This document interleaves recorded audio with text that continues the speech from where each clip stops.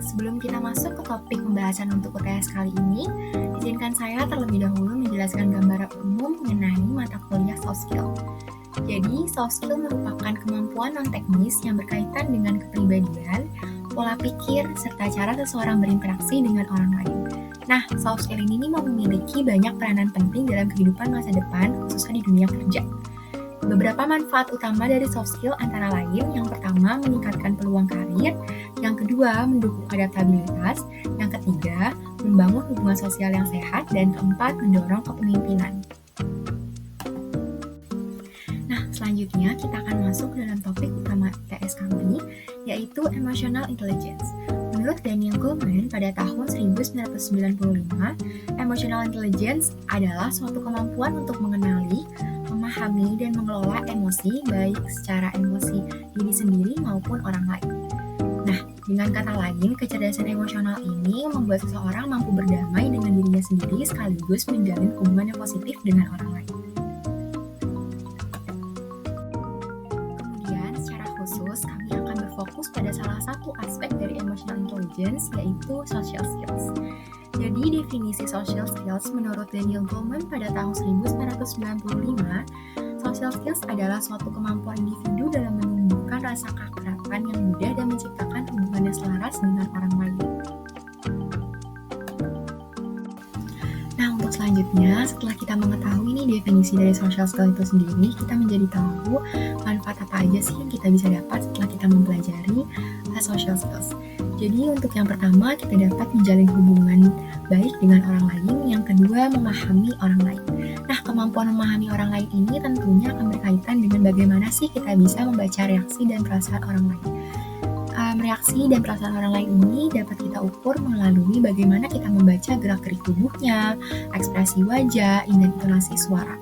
Nah, hal ini membuat kita tuh lebih mudah menyesuaikan sikap dan respon, sehingga komunikasi yang terjalin menjadi lebih efektif. Yang ketiga, mengenai mampu memimpin.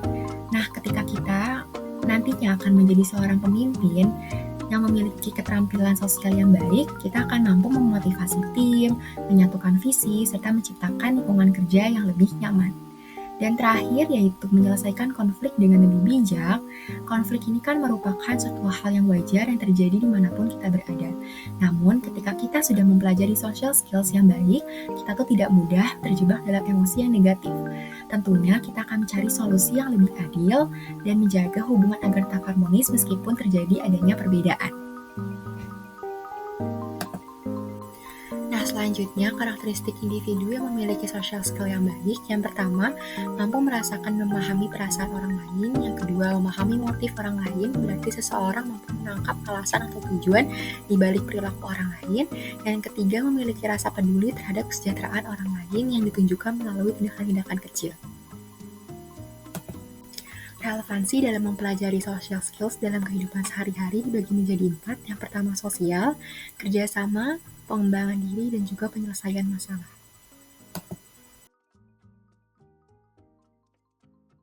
Oke teman-teman, kita cuma punya waktu seminggu nih buat presentasi. Kalau usul aku, kita itu tentuin tema dulu, habis itu kita tinggal bagi tugas sesuai kekuatan kita masing-masing. Bener banget, aku setuju. Nah, mungkin ya guys, supaya lebih jelas, nanti kalian boleh aja sampaikan ide masing-masing, terus catat nih aku di papan tulis. Kayak misalnya ada di sini ada media sosial sama body image yang udah aku catat. Tapi menurut aku ya, topik media sosial sama body image terlalu umum banget. Kita tuh butuh sesuatu yang lebih spesifik. Iya, benar sih Keisha.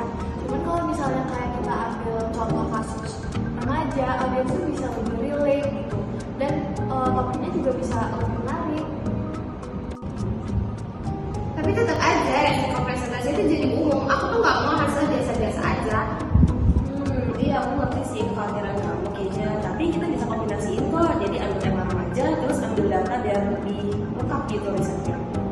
Good point, Sa. Jadi kita tuh tetap relevan, tapi sekaligus punya kekuatan data. That's it. Kalau gitu nanti aku ambil bagian yang cari data riset aja ya. Nanti aku share di grup besok malam. Oke Juliet, mungkin aku bisa bikin coba draft slide juga kali ya. Panas, kalau bisa kamu juga kasih ilustrasi supaya lebih menarik kali ya. Oke, nanti aku tambahin gambar lucu biar nggak terlalu kaku gitu. Tapi tenang, tetap relevan kok. Nah, dari aku juga bisa latihan public speaking sama Sasa nanti. biar nanti kompak pas presentasi. Nah, oke, jadi kita semua disepakati ya, tema kita itu fokusnya ke remaja dan body image. Keja, nanti kamu bisa bantu analisis kritis, jadi cari data, Crystal buat slide, Vanessa desain, Sasa koordinasi latihan, dan aku nanti bakal susun alur presentasinya. Semuanya jelas ya?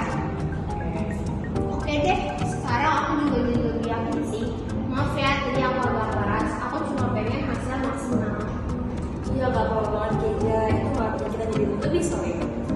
Bener banget tuh, kalau kita kerja sama yang baik pasti presentasi itu akan bakal sukses.